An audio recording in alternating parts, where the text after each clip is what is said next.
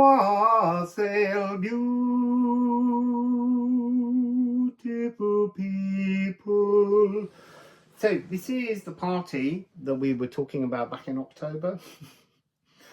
So the point of this video, and I couldn't make it until I knew how it had to be made, it's giving you a chance to review certain points in your natal charts that correspond to groups of asteroids and planets currently in Capricorn, because they're offering you stories, and there's 8 of these stories. So you just go to your natal chart, you look for whichever degree you have in any house. First of all, look for multiples. So if you've got an 8 degree and an 8 degree in 2 different signs, and that's a really key energy because they're trying to bring your attention to something. Then look at the story here about 8 degrees. See if it fits something that you can transform and release. So you're looking to line up natal traumas to untie them, release them, and allow you to flow forwards into a new frequency. And that's the purpose of these 8 stories. You don't need all 8 of them. You may, but you don't. You just need to work on the one that feels the most resonant with you and allows you to transform the anchors that are holding you in that frequency that you need to transform and free yourself from so that you can glide forwards. So as I say, there's 8 of them. Look at your natal charts. Be drawn to the ones that you feel most match. There's also a series of videos that I did that tells you the relationship between Pluto and houses. You can go to those as well, because obviously this is Capricorn, but Pluto's now in Aquarius. So what may have been a quincunx may now be a trine.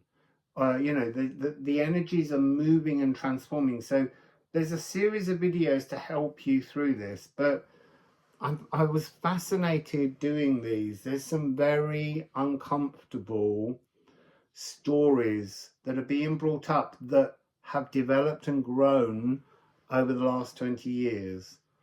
So just before you dive in, I also just need to say, I'm in a very rural place where there's no Wi-Fi. My own phone data has already run out and I can't at the moment get anywhere to buy a chip. So I'm without any way of communicating other than going a long way up the road to their neighbour's house and using their Wi-Fi to upload these videos for you. So just bear in mind, I can't reply or respond or even see what you're saying about these videos for the moment, but I promise to catch up as soon as I can.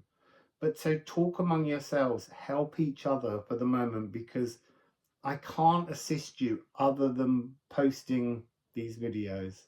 So anyway, look on your natal charts, choose the degrees, and then fast forward with the timestamps to the stories and see how you can help yourself transform. Wassail.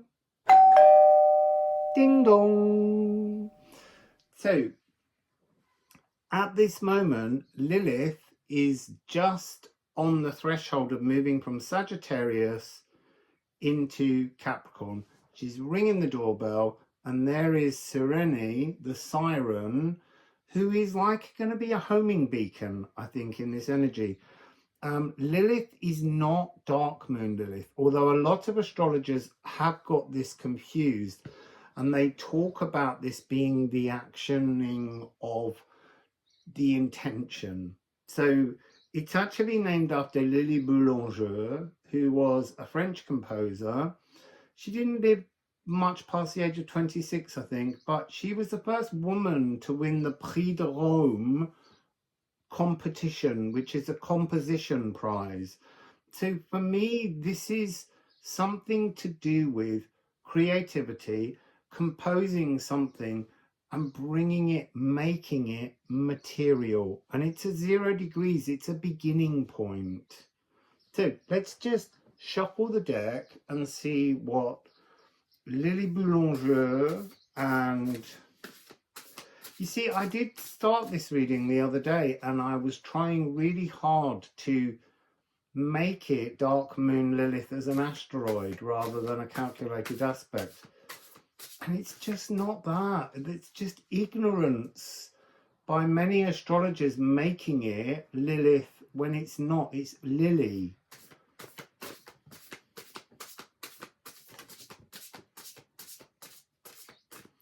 So we have immediately 36 and Kanafa, the transformation of old blood tunes, blood ancestry. This is oh, that's really fascinating. There's an energy of, this is an ancestor circle. It's a circle of ancestors, earthbound blood ancestry coming through here. I have to just say what comes through. The need to pay the price of the songs of your ancestors. But that's not true. That's an imagination that the energy of the ancestors has left. Unresolved frequencies. This needs to be pulled out. The key needs to be removed from the stories of the physical blood.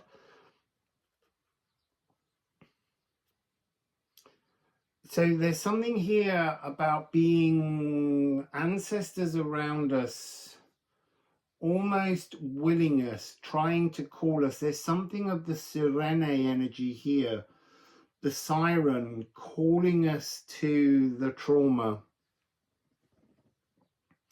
An ancestral song, and that's what we're changing now. So Lilith, the French composer, she's taking all of the elements and she's flying up into the sun to compose a new divine life force, and she will action that in. Sirene, the siren, will now act as a kind of earthbound homing beacon to bring down and bring some kind of new energy together here. So it's about, forge room for a new cosmic tune. Exactly, a completely new musical composition that Lily, not Lilith, the asteroid is called Lilith. That's interesting because she's 1181 and Serene is 1181 or 1009. I have to check that. There's something to do with I don't know where I wrote it. I would have made notes on it. I may have been back further. Just give me a moment. There's something to do with transforming a divine purpose, because this is a 9 made from different fractions. I could have written that anywhere in this book. It's not in the right place. There we go. So Lilith is 1181, which is, it's got that energy of 9, 10, 11. It's got this energy of an earthbound divine tune. And then Serene is 1009. So you've got 81 as 9, and you've got a 9. And here we've got this 3-6.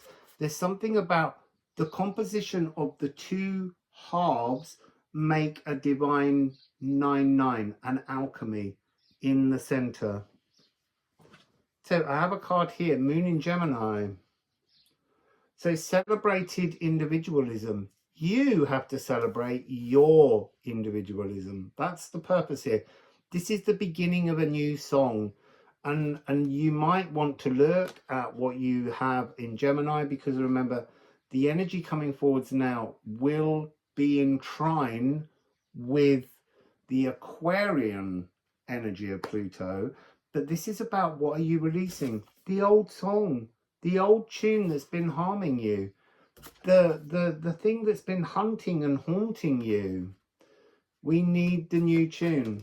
I'm just going to keep an eye on this. So I want to try and keep these down to about 10 minutes each, because that's going to be a 70-minute video already. So here, look, she's in Sagittarius.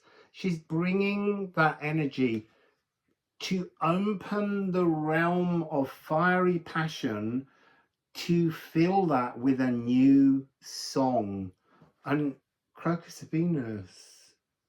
Oh, it's another 9-3. Look, we're there. It's all about singing in as your new dragon, but transforming the old energies to sing something new. And then the other two cards, weirdly, what you're releasing is the old songs, the old tunes, the old patterns, the old behaviors, the familiar for the new. Kanafa, the rite of passage, is often seen as the rite of passage from boy to man, but what it is, it's the rite of passage from innocence to a kind of distorted action that's been creating harm. It's not been the journey where you birth yourself, because this is re-death and birth. Separation, subliminal masks. So the masks that you've worn all your life, when you talk, communicate, when you interact with people, those masks have to now be transformed, and you have to wear your earlier divine dragon truth. Supraliminal is before you were actioned into the subliminal, the masks you were wearing without knowing. This is a moment to identify them and release them. So if that resonates with you, that's what you're dealing with, this very 0 early degree. So go look at your chart. Have you got placements in your natal chart around the 0 degree mark? Because this is part of what we're doing here. We're learning how to utilize the transiting astrology to make some kind of transformation. You might also look at things that are at 14 degrees, because they might give you clues as well, because that's the point at which the sun is in conjunction with retrograding Mercury. So I know I'm rushing, but we'll see. So that's what you're dealing with, composing a new song for a new future. So the second story is, look at your natal charts. What have you got 2 degrees in any sign? I mean, 1, 2, 4, 0, they're all kind of linked. When we look at orbs of influence, they can be, for me, I like a 3 degree orb. I like it to be close, or it's a little bit woolly, but sometimes 5 degrees, 7 degrees. Exact, when you go into conjunction, so anything at 2 degrees, this really is something you need to look at. So who's in the cloakroom? So this is about taking off old energy mantles, taking off the old energetic clothing that we've been wearing for the last 20 years in many cases. So who's here? Pallas Athena at 2 degrees and 2 minutes. Destin at 2 degrees and 2 minutes. Silver, 2 degrees and 39 minutes.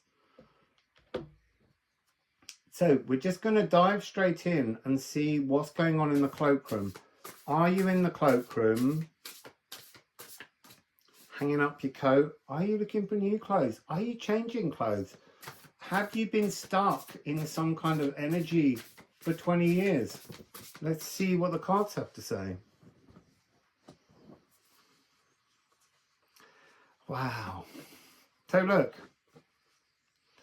if you've been having a sense of heartache that needs to be unbound, here we are.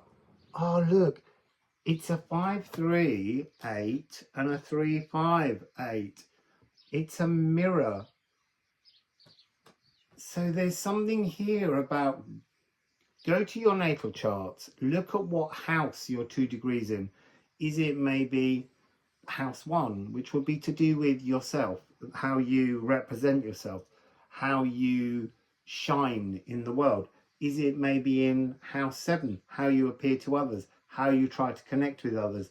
Is that where your heartache lies? Is it in house 10, how you present yourself to the world of work, and how does that influence your life? Because this is pain. This is really uncomfortable hurt, and that's got that kind of Mars fury energy, and it needs to be unbound with the moon. I see, that's really interesting, because the next card, it's almost like this is kind of the 3 stages of this. So the 6, recognize what hurts, see where it was written that you should feel this in your natal chart. I just threw it away because it needs throwing away. It needs unbinding. It's sitting upright between the skirting board and the wall, like it's still on presentation. You won't forget it. You can still see it's not fallen face down. It's a memory, but you can unbind it. This is to call to the moon, to scream at the moon. And the moon is the 2nd stage, the doubling up from the 6 of Mars, the anger, to the 12 energy. Almost like it's been going round and round and round, and it's just never got any better. And it didn't matter what you did and what kind of plan you made, it just kept resonating in the same way. Now is the time to unbind that frequency. And then we have the Gederung, which is about a harvest. But look, it's this opening to do with Earth. Uranus is in Taurus. This is the Elven ring. This is all of the higher spirits offering a chance for you to put this to bed. And then it ends beautifully with this is the dragon that we've been talking about in the last way. This is you reaching the point, the stitched pathway. Oh, you see, that's so interesting as well. You have to unbind so that you can actually root in the destiny. And that usually senses going forwards, but this is about extending down some galactic influence into the earth, landing your destiny in the earth, in your dragon, in your lap. There's a really powerful energy here. So let's see.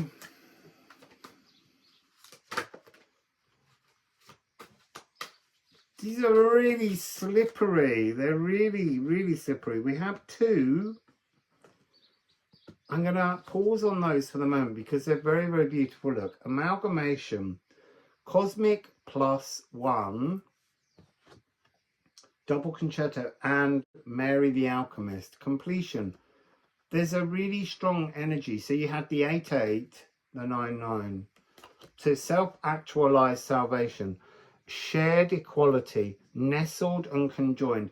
This is about you wearing a new concerto is what I want to say. It's a new song. It's a new energy cape. It's a new Ophilagu. It's a new divine you, a new divine tune. Unify with your cosmic +1. The cosmic +1 is you embodied here and your divine other, your higher self, but it's your divine self. We need to acknowledge and really wear the frequency of knowing that we are a divine energy. So here we're looking at alone or partnered. Alone is what we come into the earth to explore, and we often mistakenly explore partnership naturally with other. But this is about exploring partnership with your divinity and alchemizing that. The all-encompassing cosmic womb. This is about absorbing your own pain to birth again, or to birth. Because really when we come into the world, when we are birthed, we've died, because we're no longer aware, we've forgotten our divine aspect. And this is really profoundly powerful really high crown chakra, third eye, as we would use words to describe energy, really strong. I would also say look at Libra. This has got an energy of Libra, house 7, or look at your own house 7 and see what you have there that can be transformed by these energies. So this is, as I said, this is Pallas Athena. Pallas Athena is born whole. She just appears from Jupiter's head. Our divinity is within us. It just appears from within our head. It's an epiphany point when we acknowledge our divinity. So we've actually got this energy with the 707, 77, 88, 99. This very powerful frequency moving forwards. I am full. I am empty. We're always empty until we're full. The visionary oracle of inspiration. All life sings with me and through me. I am. Just keeping an eye on the time. I want to keep these at 10 minutes because I want you to be able to really understand who you are. I didn't want those two. They didn't fall. It was the moon. Interesting. This came out in the first part of the 0 degrees. Again, it's telling you where you're going. We're going towards the energy of Pluto in Aquarius trining with Libra and Gemini. It's kind of saying, have a look at those signs, those houses in your natal chart. See what's there to be gleaned, what's there to be edited. Alchemize the amalgamation of air. Oh.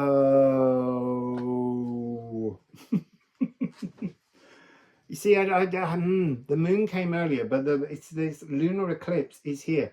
This is about, you got to feast on this shadow. You've got to feast on this shadow that you're alone. You've got to feast on this shadow that life hurts, that life is pain. You've got to unbind that. You've got to eat up. You have to edit away all of that frequency. And you need to do it soon. Well, not instantly. But what I mean by soon is the 2 degrees of Pluto is coming in the next year and a half. But that will be during the period when the lunar eclipses will have shifted signs. So they will be in Virgo and Pisces, and the last lunar eclipse was in Pisces, so it's preparing us. It's ending here with dark moon Lilith, which is interesting because it wasn't dark moon Lilith in the 0 degrees, it was Lily Boulanger, the composer. But this really is about self-empowerment.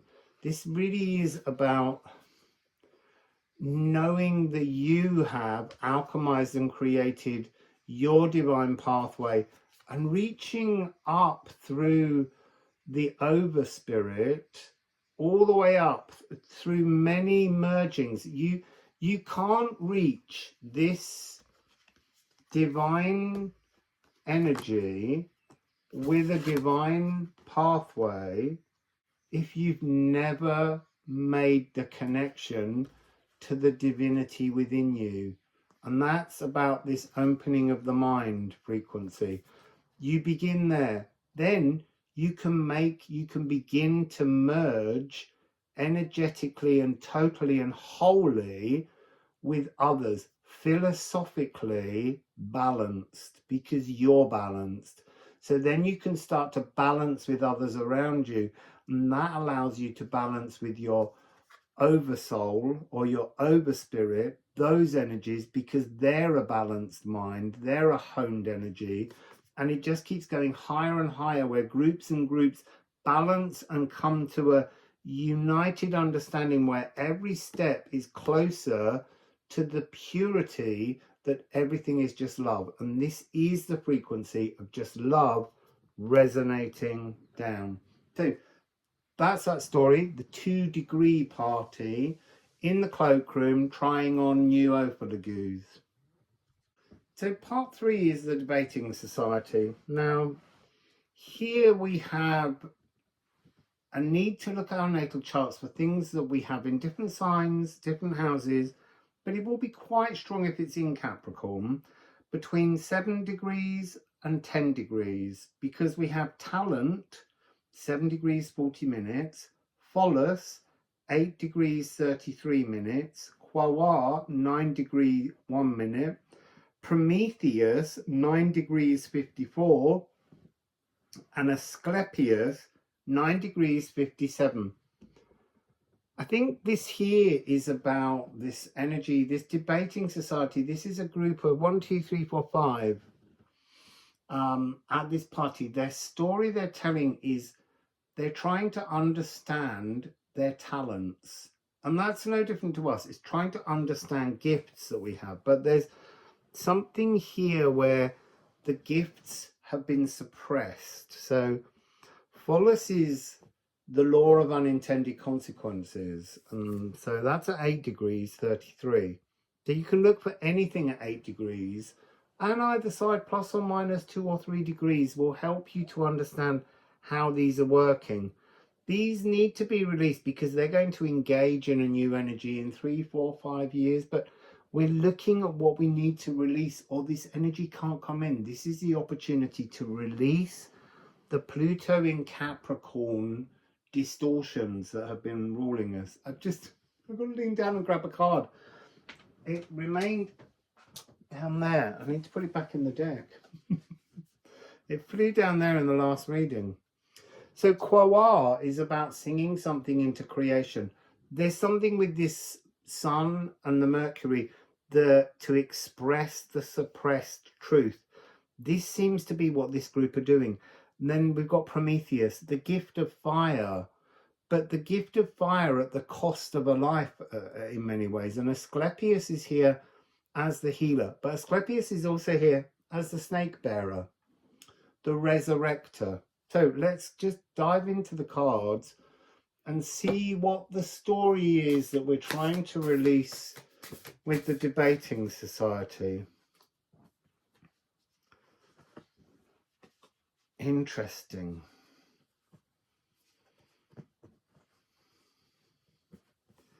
I don't know which is first. I mean, I saw 2 elements. I saw the results of both.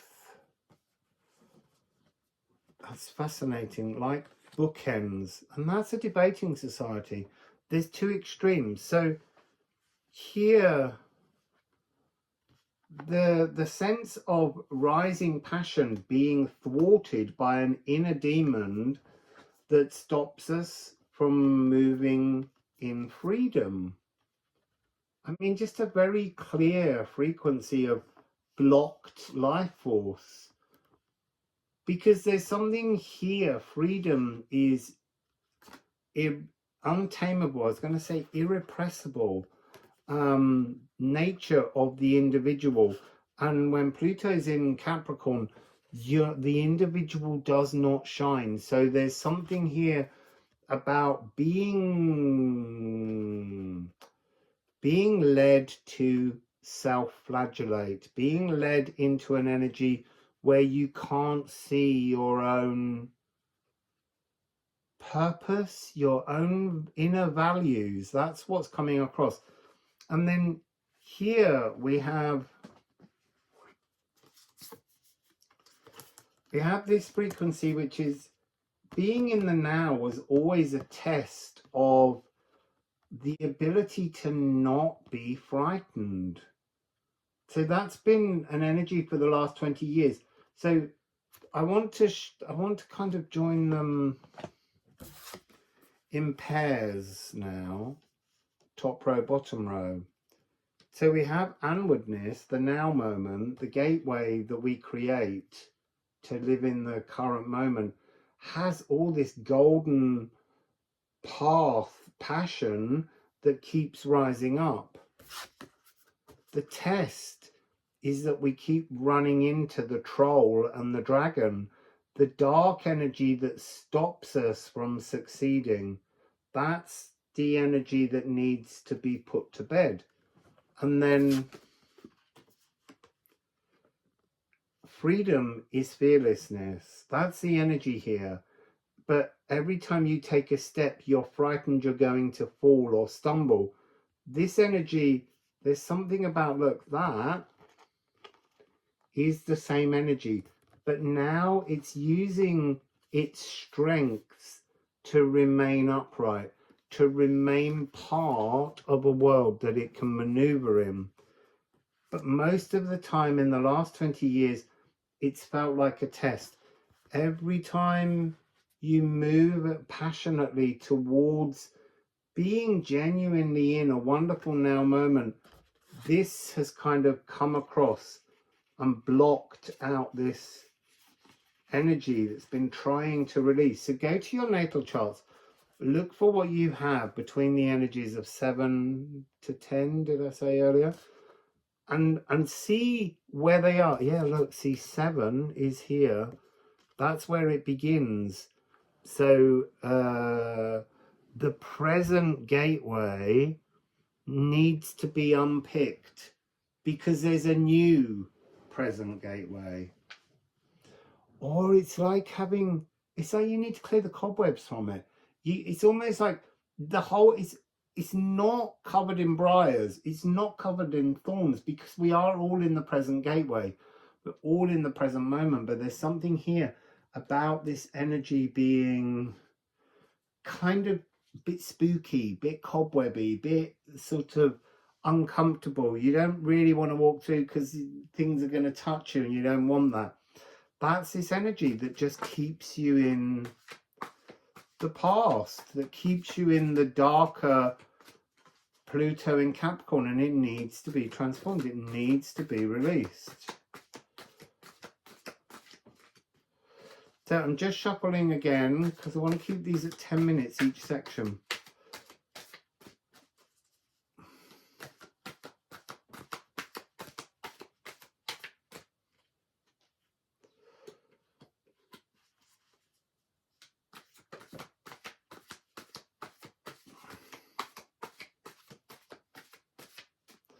Okay, so down here, yeah, look, remove.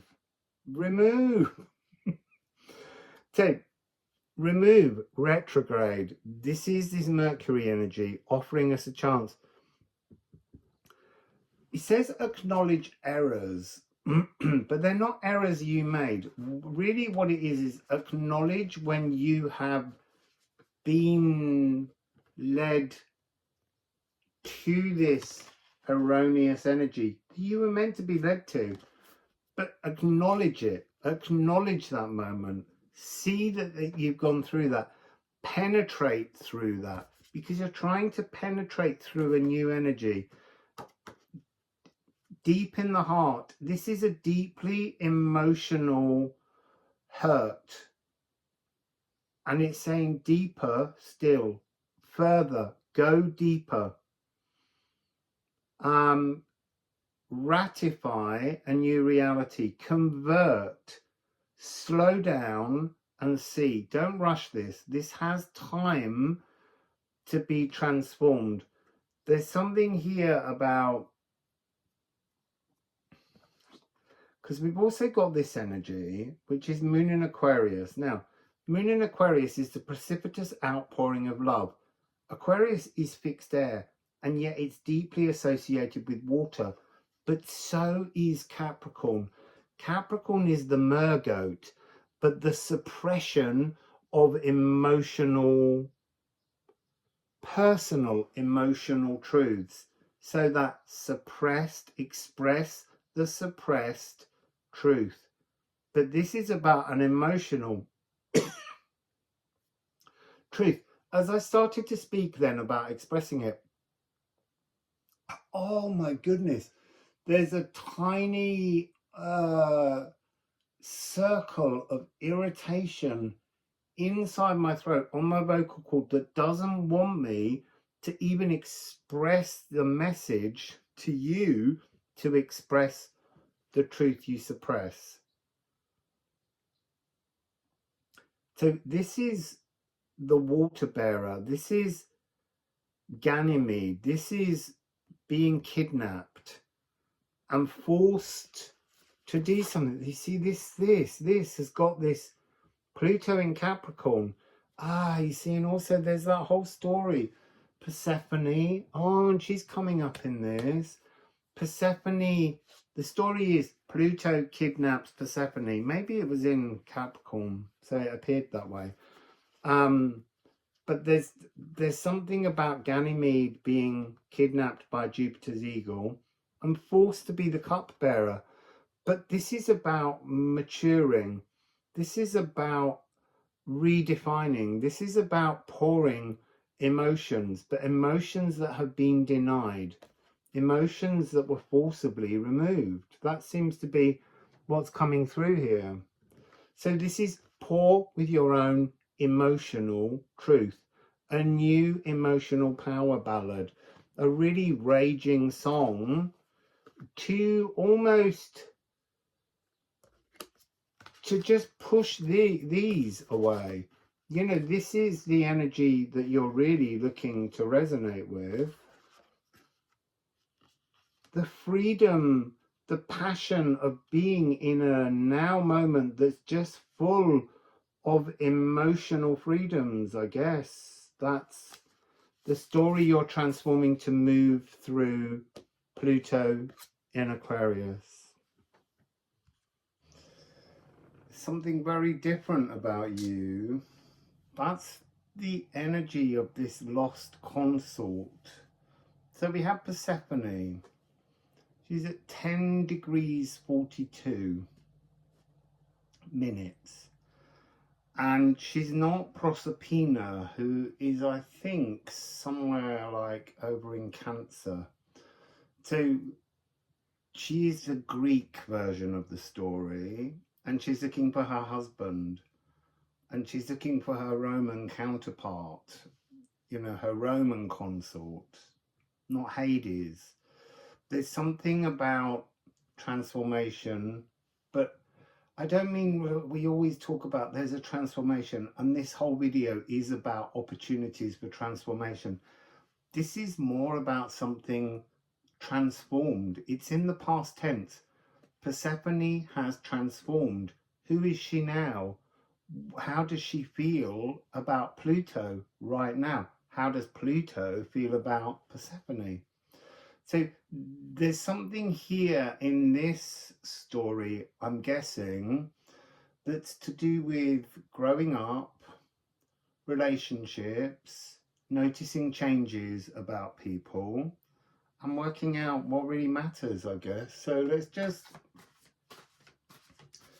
shuffle in and see what Persephone has. There is something of Persephone being isolated here, and whether that's self-inflicted, I'm not sure. That was a bit of a spillage. It's interesting because I said isolated. We've got, it's a moment of actionable contention. It's a squaring energy. It's the energy where you look at something that feels a little bit uncomfortable. It's so interesting. Superior versus inferior. The notion of the music of the spheres compared to us. But it's not coming across as that. That's what it's on the card for, how the grander cosmic scheme affects us individually. It's really coming across here as kind of cultivated and ignorant. You know, I am superior to you, you are inferior. That's all part of the energy of being in a muddle. We're never more superior or than others. We're never more refined than others. And yet that's part of the notion of the centaur. That's part of the original primal wound of Chiron that seems to be here. So the idea of being born bestially, being born with animal instinct, and learning to grow up, You see, I'm kind of reminded of that whole notion of Lady Chatterley's lover and Morris, the E.M. Forster novel, where the refined superior just yearns and pines for their morally inferior or socially inferior, because there's a lustful excitement. So maybe this story here, I don't know, we've got a whole bunch of cards here, but maybe there's something here about Persephone and Hades. Maybe they both are showing us this example of being morally superior is actually affecting their ability to actually be content, happy, joyful. They've lost they've lost the animal within. They've lost that instinctual nature to be wildly human. They've lost both of them in their desire to be monarchs of the underworld. They put themselves on pedestals and lost their direction. That's a really interesting story. Let's see if it's true. Well, it's beginning with Pholus. So there's definitely centaur energy here. It says psychic sophistication, but I want to say that that's a spiritual thing where we assume that we have some kind of psychic sophistication. Somehow we are better than everyone else, you know. And I'm going to upset some of you now when I say this, but you know, oh, I live in the 5D, well, I live in the 7D. That's all a kind of spiritual superiority that is damaging you ultimately, because you're putting yourself on a pedestal that you'll eventually fall from.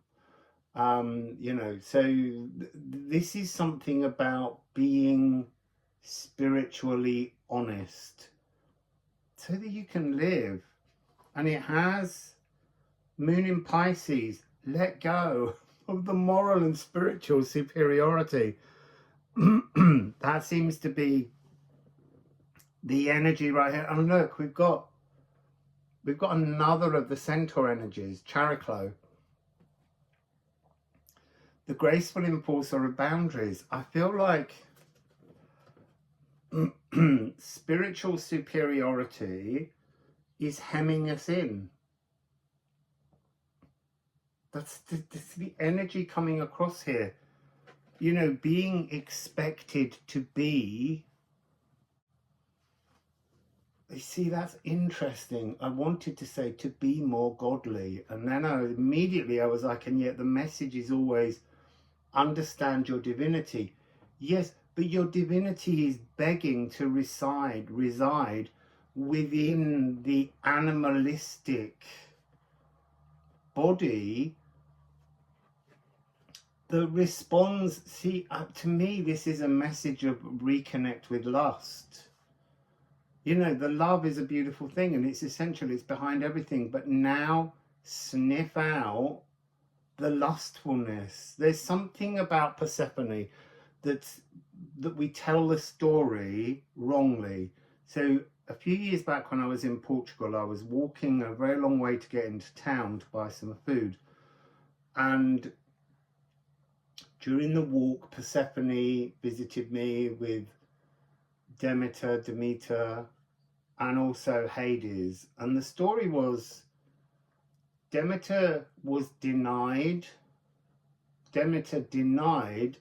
her daughter the chance to be married, to enjoy her life, to fulfill her life, because she has a regal obligation. And so when she sees Hades, she's just all lustful for him and she's off. And then her mother stops the world from growing, all the plant life from growing, so that she can have her daughter back. So there's all these moral compasses all spinning and wagging, but they're all completely and utterly selfish. And we need to be more, can't say it. We need to be more selfless in our selfishness. We need to be both, but we need to understand why we have moments of selfishness and why we have moments of selflessness, why we have moments of lust, why we have moments of love. They're all part of the same polarity scape, but we've been distorting them in some kind of immoral, moral high ground. So, you see, this is really interesting. So we've got, can I have to hold them like this? So we have arsenic, the swan transformation, to purify. So this is houses 6 and 10. But the message is stop transforming to only purity. There's something where this is not the right transformation. So we've got I am transposed or I am stagnant. Unhealthy habits. Sticking with what you know. Closed off through endless compromises. There's something here where that's a moral compass challenge. How you understand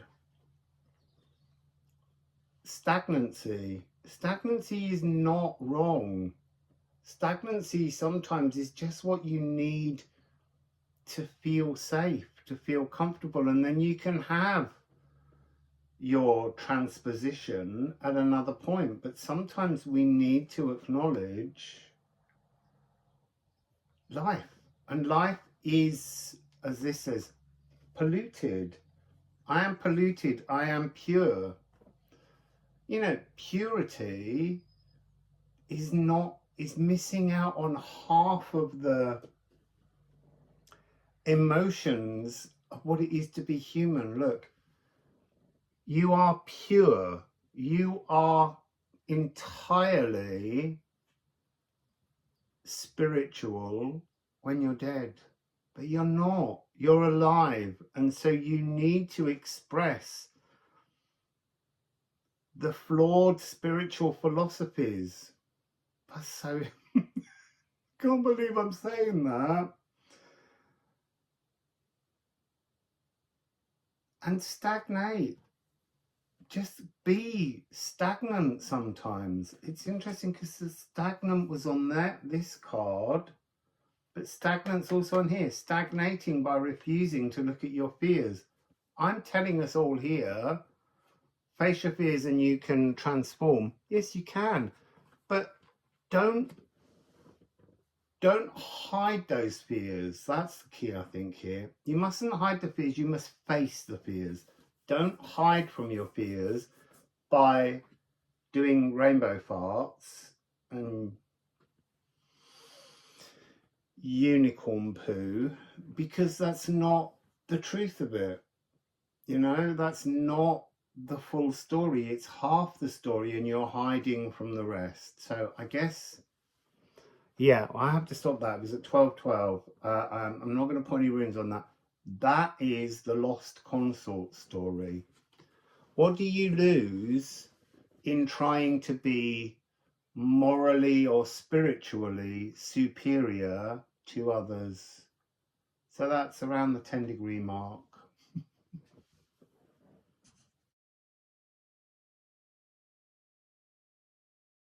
So Survivors Club.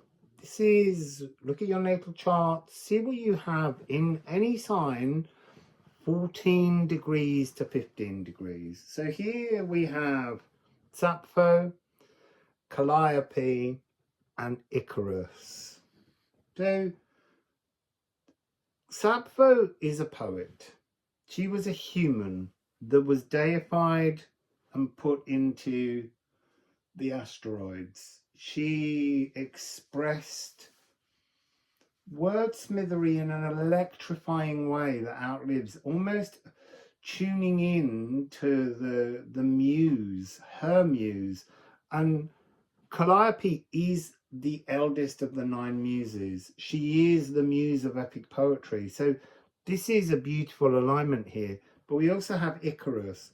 And Icarus is the story of having wings and flying too close to the sun. Something about suppressing the divine is what I want to say. If you want to survive, don't risk too much.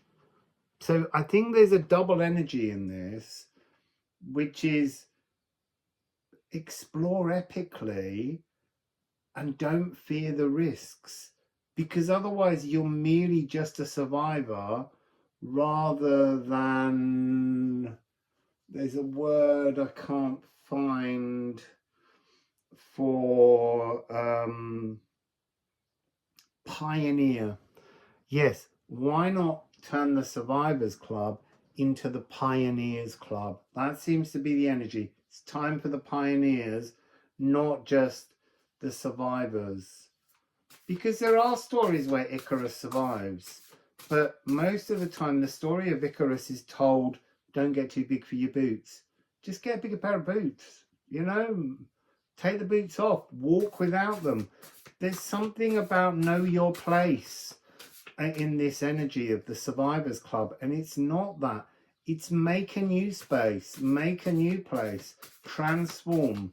So as I say, look at what you've got in any sign or the house, 14 degrees, 15 degrees, because they're old frequencies, old traumas that are holding you back. And again, it's this energy of express the suppressed truth.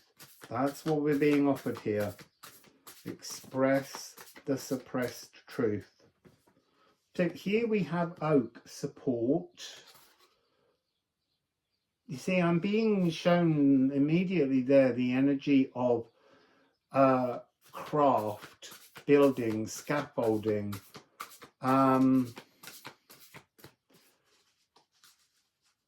Of the need for crutches, structures to go forward, like the wings. So the wings were made from wood and wax, perhaps.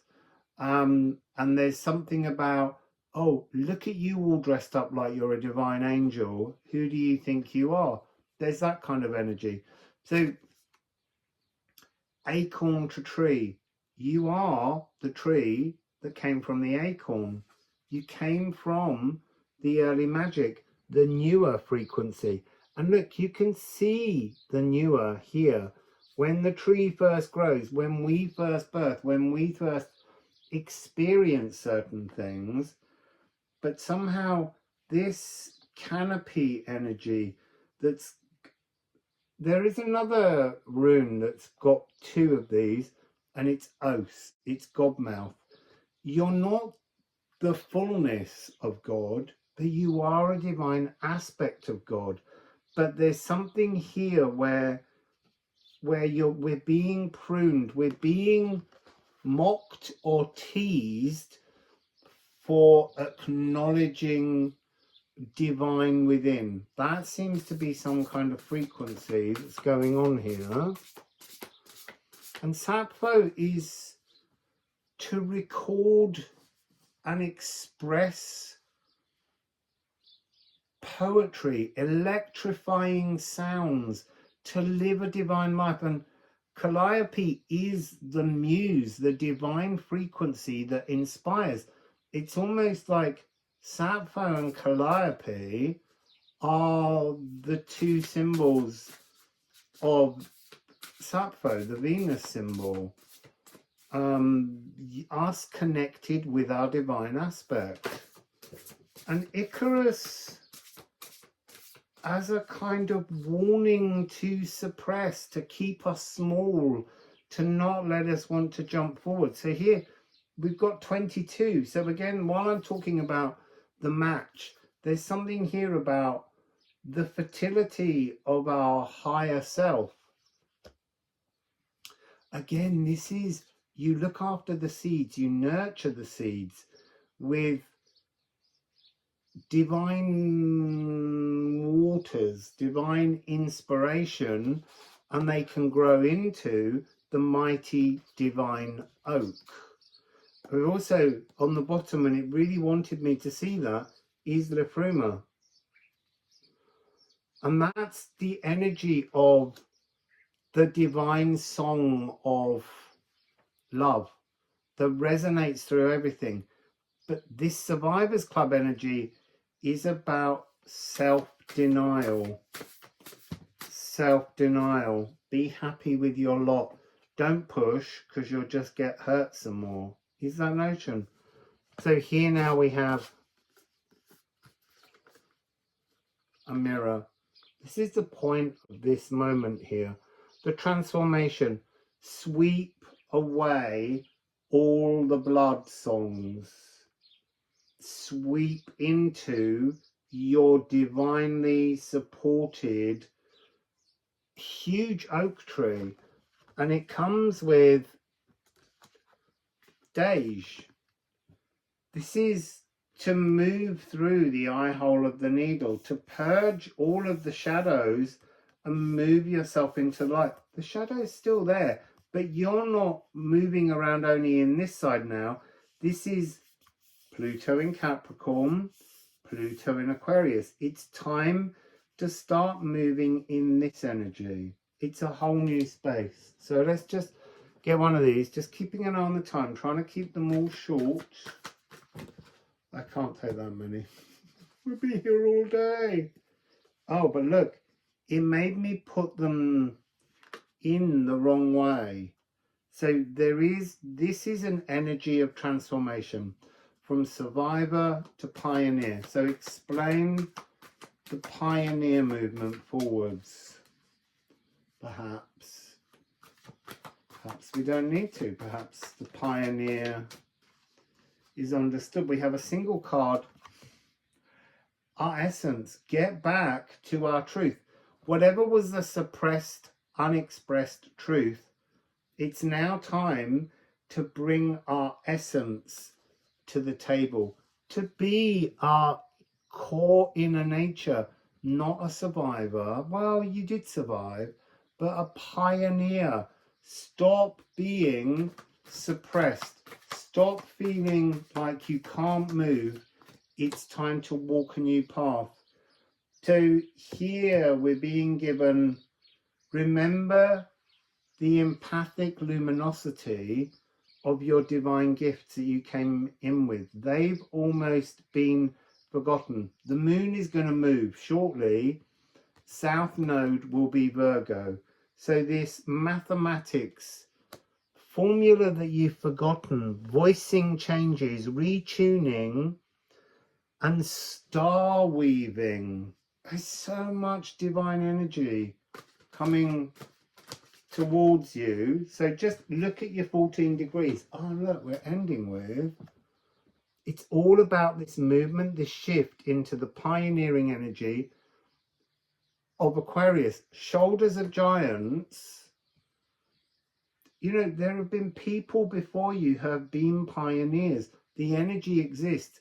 There's been people before us that have been traumatized survivors. But it's time for you to shift. The music festival sound system, you need to amplify your empathic essence, because that seems to be what's coming here. And this energy will, after Pisces has been North Node, Aquarius will become the North Node in about 2 years-ish. I haven't checked that one. This is to be primed. This is to be stable. But this is also to be not solely human, because that's what Sappho is all about. She was human, and then she became something more. She was inspired by her divine higher self, divine self, and she didn't fall like Icarus fell. She didn't fall into the victims club. She was a pioneers club. She was a creatrix.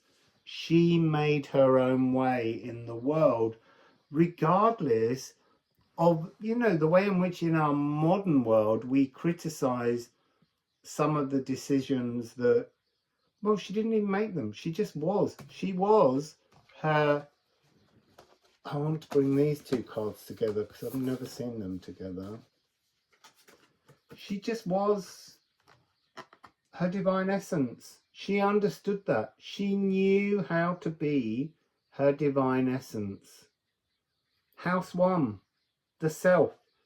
Be yourself. Stop suppressing and start expressing your essential truth. Okay, so this I think is another of the difficult stories to hear that we have to go through.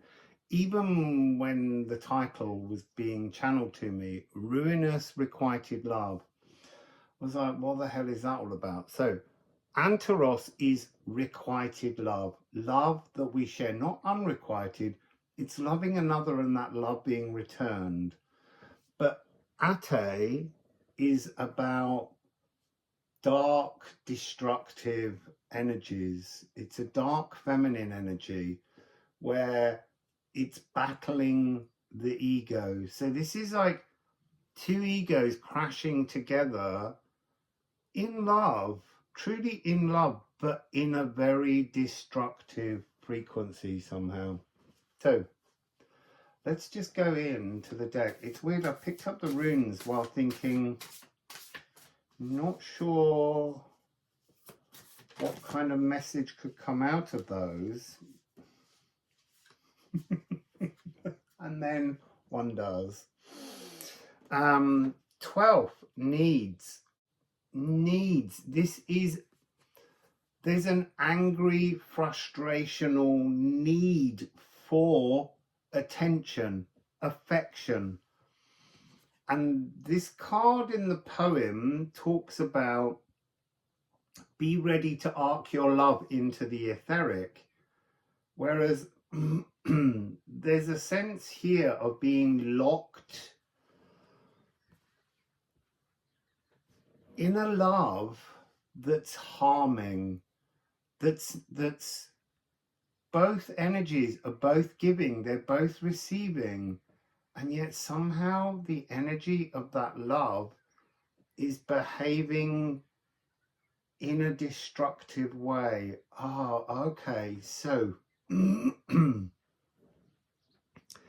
it's because we have this, be ready to arc your love. You're already arcing your love in this energy, or you have in a relationship that has been ruinous, requited love, twin flame energy, you know, and I say that because we need to move away from that toxic, weighted term of twin flame, because twin flame is used as an excuse to stay with abuse, and that's wrong.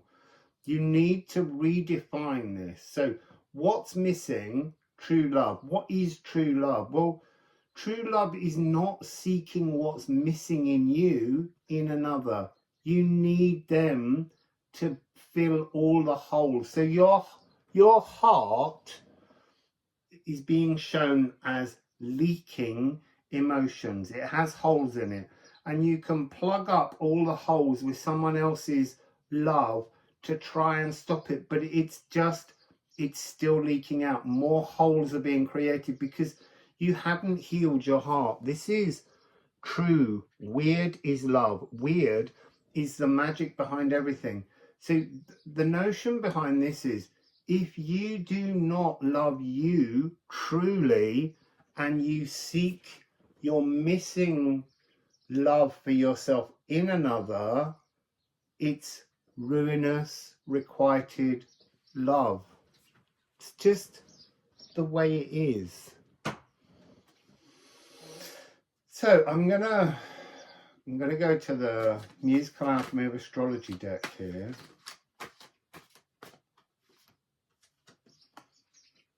South Node. It's a gift you came in with. It's a gift we all come in with, which is we've experienced many, many times seeking to plug the holes of a broken heart with the love of another. You have to love you fully. See, and now we have Chiron. The primal wound. Oh, that's so interesting. The primal wound that we come in with, there are many, but the primal wound is when we're born, we die. So we come into the world having left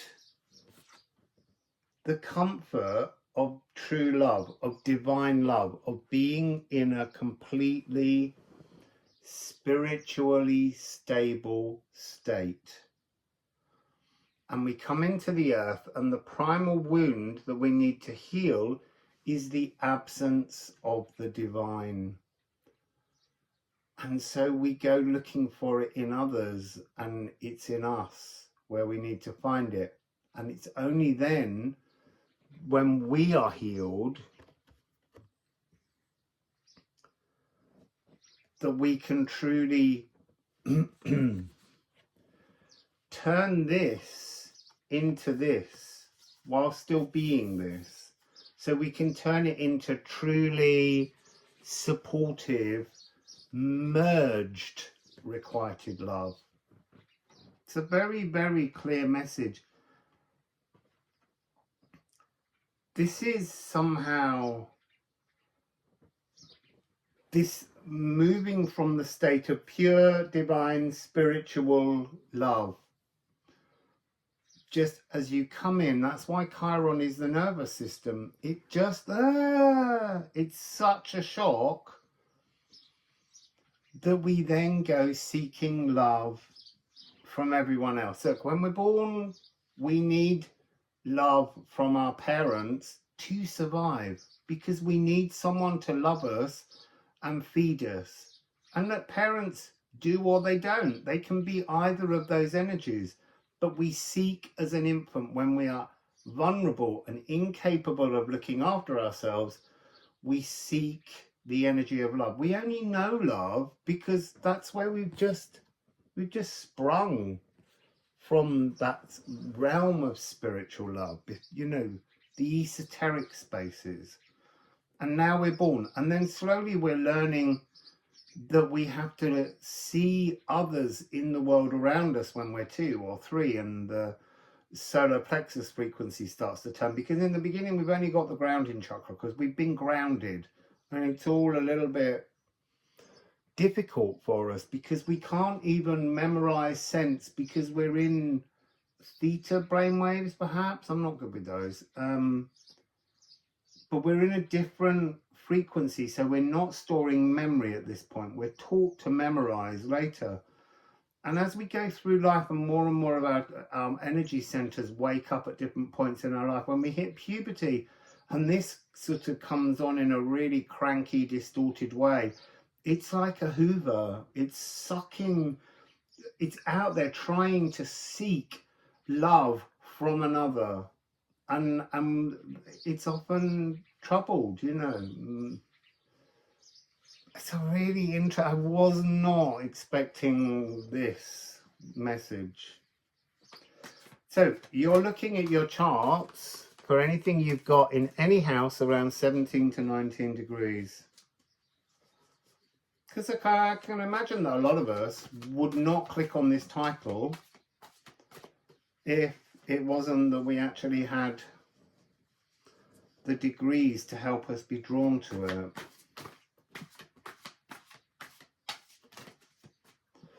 So I'm just keeping an eye on the time, so don't want these to be too long. So we have water. Water is the emotional sluice gates. It's an empathic deluge.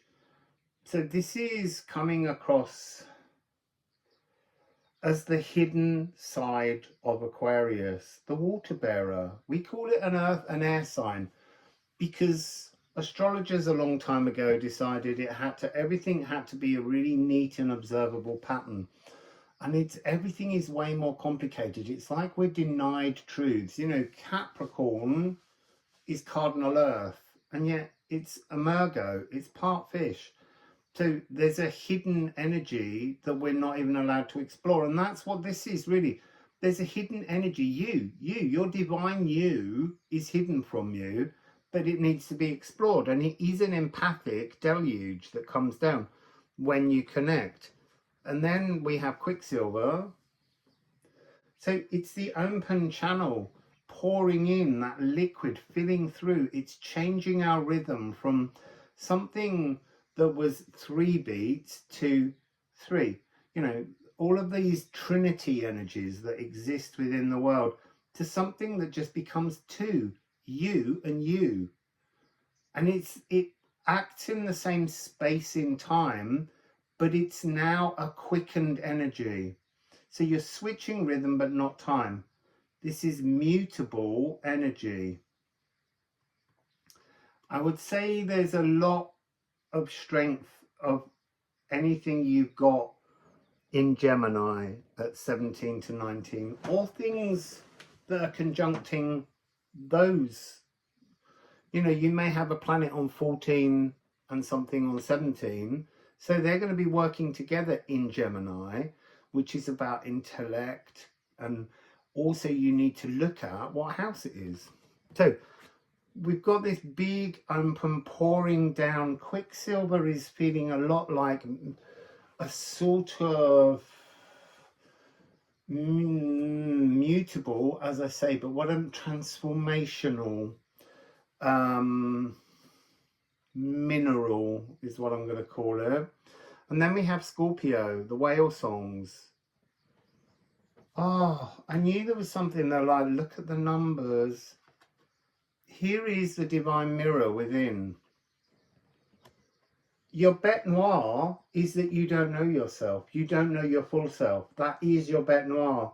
By opening this channel and allowing this cosmic divine song to come in, you know yourself. Oh, and then you see this one makes more sense, and it ends with Mona's Hieroglyphica. The masterclass is you tuning into your divinity. That is the masterclass, knowing that it's there.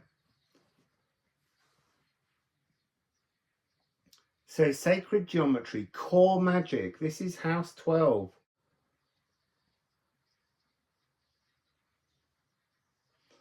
Sorry, I'm just looking down for other numbers. I don't think there is. So they want me to say that for some people 4066 may be an important number. Also 6622. 88 is coming up yet again.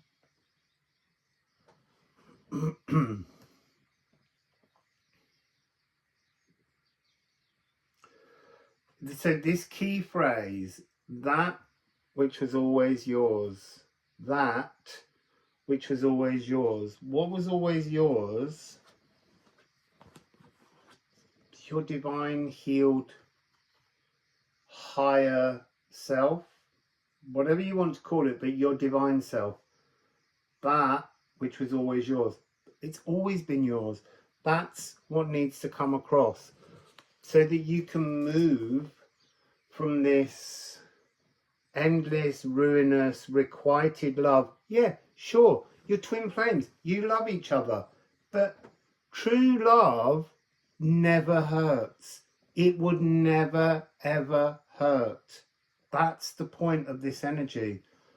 A mirrored soul engenders vitality. It's a whole different merged energy to be explored. But to do that, you have to acknowledge when you know you are in a ruinous, requited relationship. R. So that's the message. So drowning the lighted, I really have no idea what this one means. That was the channel title for it. So Jobsa or Jobsa 21 degrees. It's really about our work. Eagle is a little bit like the beauteous shining light of spiritual understanding, divinity. And then Bacchus is Bacchus. Bacchus is enjoying his life. Bacchus is intoxicated. So you see, now that's interesting. So which intoxication is the more beneficial? To be intoxicated through drink, drugs, or pleasure, or to be intoxicated with divinity, because there's something there that's a moral compass challenge. It's so interesting. It's trying to unwire how we think. So I would say that to be intoxicated in any way should carry some kind of guiltless pleasure. Let's just leave it at that and dive into the cards and see what the cards have to say. Interesting, those birds went completely quiet while I said guiltless pleasure. Like the whole world around me was listening to see what we came up with. I'm picking up an energy in Alchemy of the Drowned King. It's like you have to go to a point. Do I want to say like a near-death experience? I don't know that that's the true meaning. But you have to reach, a low point, a trust point. There's something really interesting here about what triggers a transformation and an understanding. So again, square, this is such an important energy in progress. To have actionable contention, to be trapped in the zombie ballet, to self-flagellate, to punish yourself, to hold guilt, to be cross that you just wandered, do you know what, aimlessly into some difficulty. No, you didn't. You went because you were meant to, and because you chose to, because you knew there was something you could learn. If all you can learn from actions that you think were not your best choices, then all you're reinforcing is a notion that you should feel guilty and punish yourself. No, you shouldn't. You should congratulate yourself for being brave enough. And then we have Moon in Taurus. Now, we just recently had a Moon in Taurus. It was the full moon before the Moon in Gemini, but there's been no conversation about this Moon in Gemini that's coming up. So this Moon in Taurus is still kind of a current energy, because the next full moon isn't until the 15th or something. So this is materializing tangible needs. There's something in here where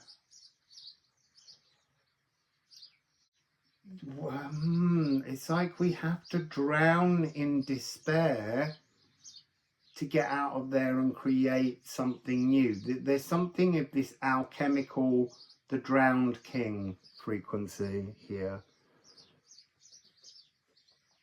And I'm just going to keep shuffling, because I don't fully understand this. It's a channeled message. Oh my goodness. So what is the drowned king? Oh, look at that powerhouse. 6399. You see, there's something here. 99, 2 divine, 63. It's the drowning is the trigger that releases you from the old pattern. And then this is double divine alchemizing of a new frequency to move into. the living queen, the drowned king and the living queen. If that makes sense to you in your mind, work with it. Because the living queen is about putting out new intentions for a new living king energy, the actioning, to form around. The king must drown. The king must be drowned in order to resurrect a new divine intention, because the old king comes with a whole series of thought patterns, of laws, LAW, that have been created to hold a moral frequency around that individual's philosophy. That must be drowned. It must be totally removed so that you can come into this energy, dark moon Lilith, not this side. So the king is drowning from the reflective quality of the moon. The king needs to drown so that he's plunging deep into the emotions. So drowning in emotions, emotional despair is the trigger for coming out into the prodigally empowered side of the moon, with Mary the Alchemist there as the double divine, connecting us with our divine self. It is about this true connection. The divine self comes first and needs to. But also, even when you're the divine self, when you've found that new frequency, it's almost like the first thing you need to do when you return to Earth is feel, be, explore intoxication. So weird.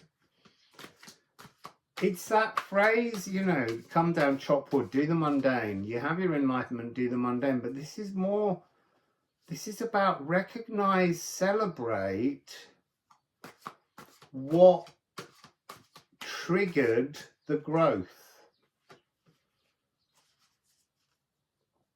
That's really weird. Look, I'm not telling you to go out and take loads of drugs. But spirit is. It's just funny. I don't do anything. I'm very clean. Occasionally. So, interesting. Look. So, I saw this one first. So, this is Ophiuchus. Moon in Ophiuchus has just happened on the same day as the moon in Sagittarius, the new moon. It's just that they're the two different pathways. We need this divinity. We need to embrace source. We need to move into this frequency and bring it back down to earth. And we've got Aries. It's like there's some kind of huge divine intention, new intention, a proper enlightenment, but it's of no value if you can't action it. Flaming action. You have to bring all of this energy into your world. So to suddenly become so spiritually superior will not action anything into your world. You've got to have the memory of the drowned king. Why did you drown the king? To crown a living queen that could embody a living king, so that these could work together. This is the sacred marriage, the hierogamous. It begins in the cosmos as intention, but it's nothing if that intention from up here is not brought into physical flaming action.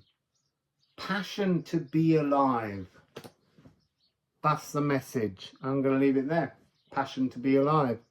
It kind of hit 9:54, which was a 9-9. So that's that story. Can't remember how many more to go. So this one fascinates me. I've been really excited about this one. Stepping Away to Prosper is the channel title, and it's Ceres and Abundantia, and they're a minute apart, 29 degrees 32, 29 degrees 33. Now, they're at the very end, where Pluto has been for so long before he entered Aquarius. And they're knocking on the door to go from Capricorn, to leave behind, to prosper in the new frequency. But we need to remember, Ceres has been playing a game. So when Pluto first moved into Aquarius, Ceres in the heliocentric version of astrology was hiding. Ceres often hides. Ceres loves to jump up and surprise people. When they were seeking the asteroid Ceres, they kept finding others before they found her. She kept hiding, and then when she was finally tracked down, and they printed having discovered her, she was hiding again. So it wasn't possible to see her with the telescope, so no one could actually verify that she was really there. And there is something of that energy. She's been hiding. Venus, who we know in the story of Persephone, Proserpina, so that's that Prosper. Proserpina's got some kind of weird energetic connection as well. She's the mother-in-law. She wouldn't let her daughter marry. Her daughter runs off with Hades, Pluto, and then she stops all of the world from growing, all of the natural world. She brings about famine to get the attention of Jupiter so that he will force Pluto or Hades to send her daughter back.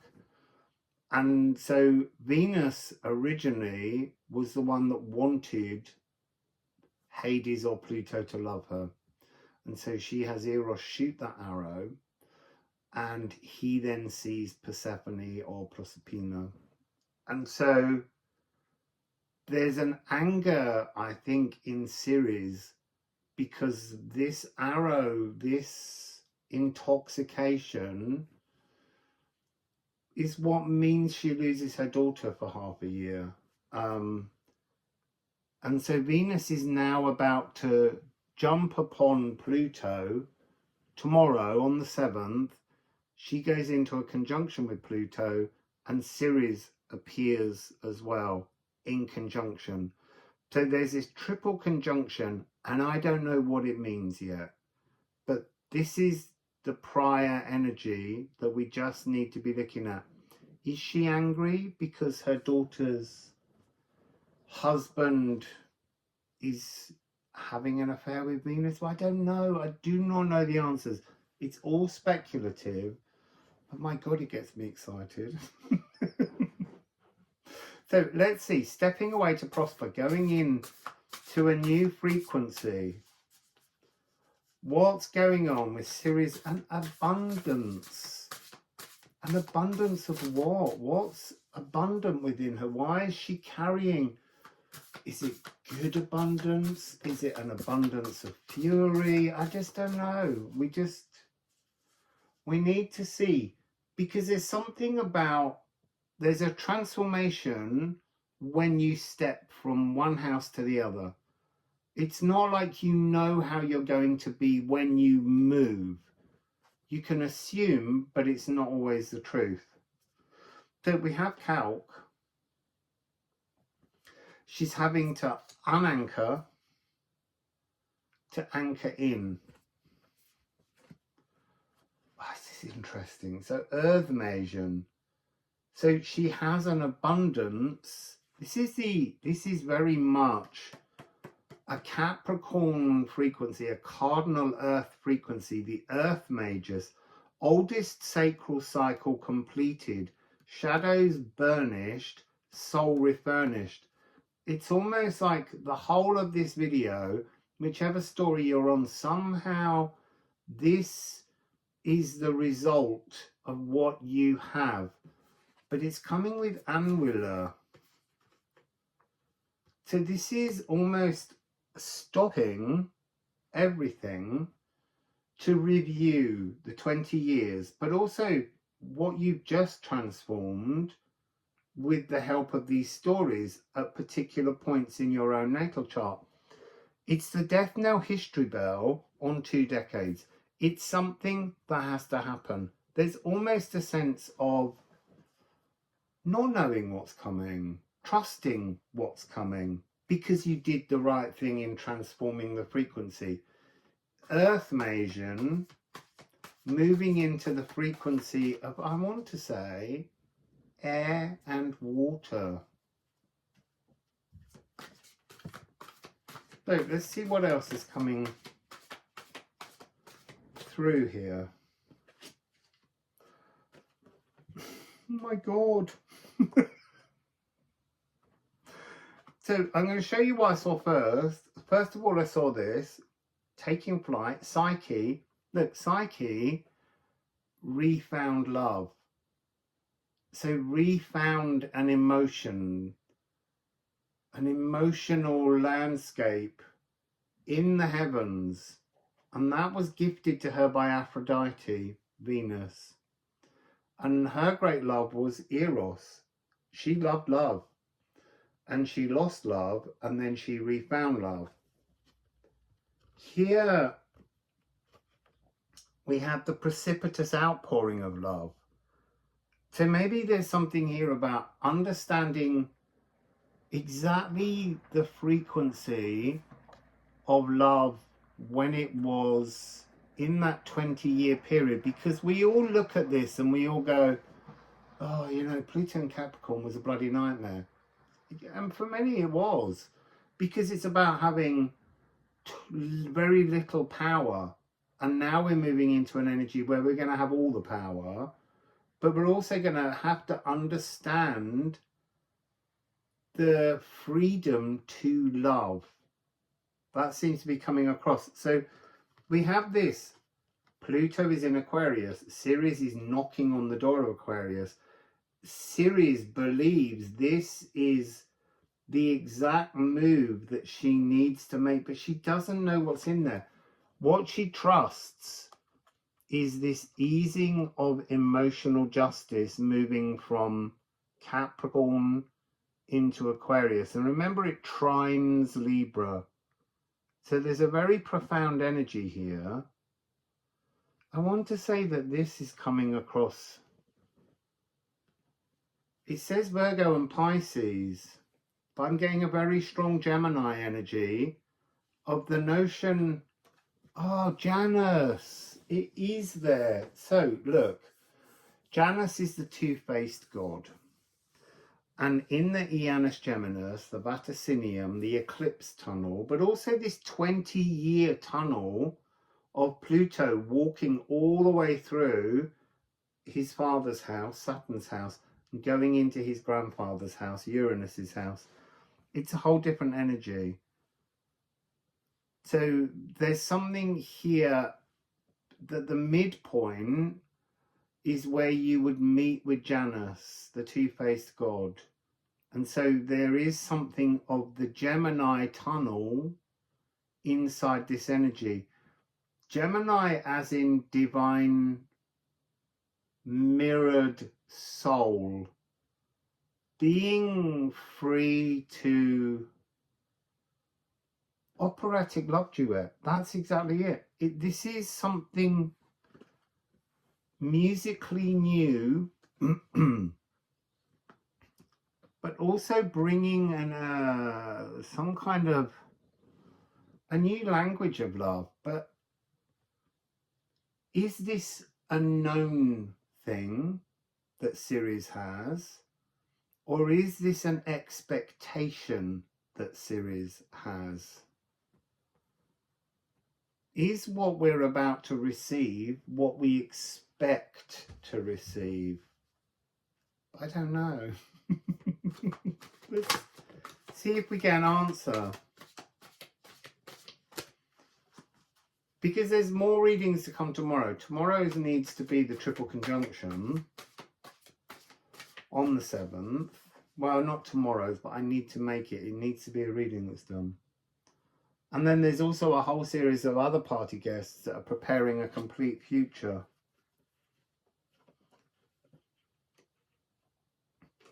You see, we have this quincunx energy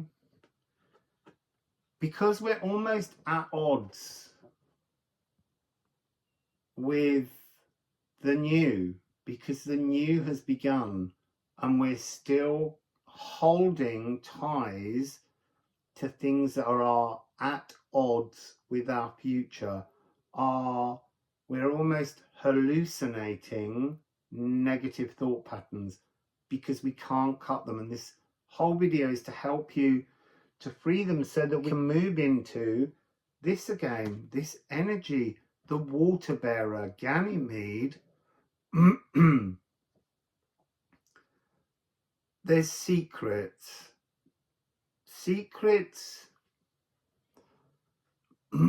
galactic secrets are being poured, but you can't catch them if you remain at odds with things. You have to reconcile. You have to see the old patterns to rework your behaviors. You have to stop holding yourself back. Well, you were held back. You have to acknowledge that you were held back by the cosmos to learn something so that you can now move forwards. It's very much you're being carried forwards, but the river is pushing you. This new Aquarian energy is pushing you forwards. But if you're still attached, if you're still anchored, calked, you're not going to flow into the new region. You're going to be stuck there. You're going to be stuck with everything passing by you. And I would imagine with a growing frustration, whereas if you actually release the frustrations, then you can flow. You can be deified. You can be blessed. See, Psyche in Greek means both life and butterfly. Embrace the new life. So I'm going to stop there because there's so many videos still to make, and these all need editing, and that's going to take a while, and then I have to walk up the road and post them.